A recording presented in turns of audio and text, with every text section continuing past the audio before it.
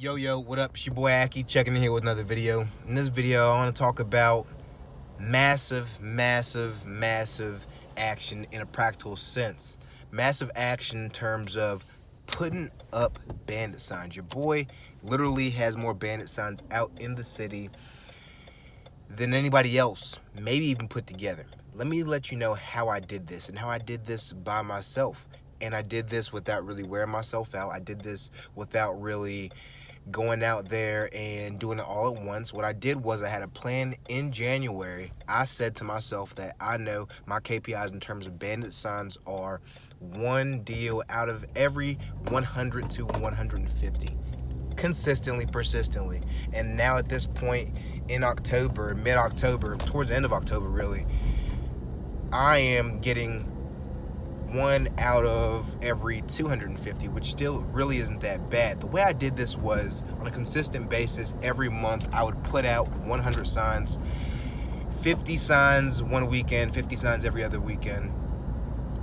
And at this point, I have consistently had results with bandit signs. I have made tens of thousands of dollars with bandit signs, maybe over $100,000 worth of deals this year alone, due to bandit signs, just from, and this is combining JV deals as well, just from being able to be consistent.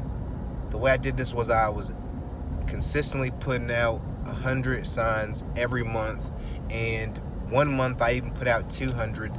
And some of my signs from the beginning of this year are actually still out there from January. And obviously, the city takes up some signs, other wholesalers take up some signs, the wind takes up some signs, and that's okay.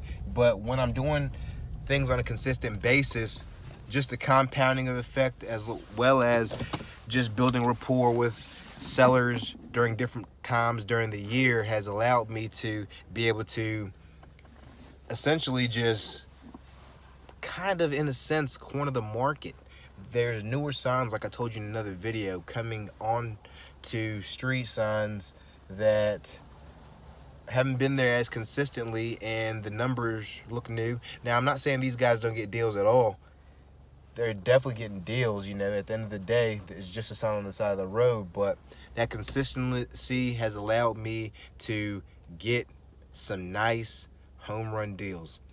One deal in particular, like I told you guys, I believe it was maybe a week ago or 2 weeks ago, I talked about where I had a deal essentially under contract where the absentee brother of a probate property, inherited property rather, is being a little bit difficult because I put in his mind that there may be a reduction in our contract price at an earlier date. I told him that just because it gave me a little bit of wiggle room, and I probably shouldn't have done that, but this is learning less for me. I'm an investor like you guys, newer, been in the game 2 years, still learning just like you guys. So yeah, but all that to say, consistency trumps all. I'm seeing everywhere I go, I'm seeing my signs. I'm seeing other signs too, but they're spread out here and there. I've been doing this all year, and I did that by doing 100 signs a month and making a plan. So the moral of the story is create a plan, be consistent, and don't deviate from that plan. It was very easy for me at March, April, May, June to say, you know what, I still got signs up, and I'm not going to put any more signs up because nobody's taking my signs down. Nope. If there was a pole empty, I was stapling it. If there was a piece of grass that was some good real estate that I knew that people were gonna come by, then I was gonna actually put my sign out there. So that's the way it goes. That's what this year I've done over 1,500 signs, I want to say, and it's only, like I said, some months I did 200 signs, some months I did 100 signs, 150 signs. So it really does add up after a while. City gets tired, other wholesalers get tired. Just that sheer relentlessness and consistency. They're like, God damn, I ain't taking this sign down no more. I know it's another one's gonna be up. Like, what can I do? And another cool tip and trick I want to tell you about Bandit signs is use different signs and change your number. The way you can do that is using CallRail. CallRail's in the description box below.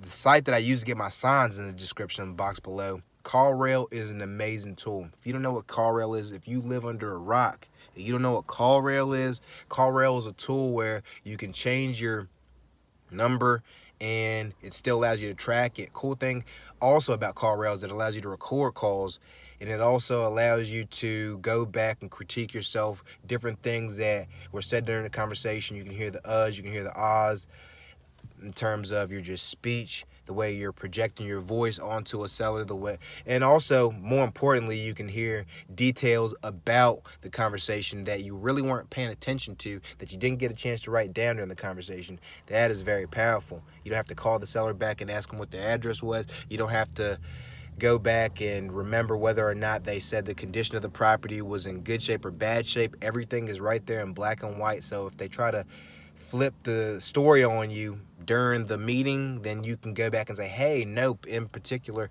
I remember that you said that this was a 2-bedroom, 1-bath, you know, not a 1-bedroom, 1-bath, things like that. Or you said that the roof needed repairs, and you know, you get to the property and everything needs repairs. So just things like that. CallRail, very powerful tool, very powerful for your Bandit signs.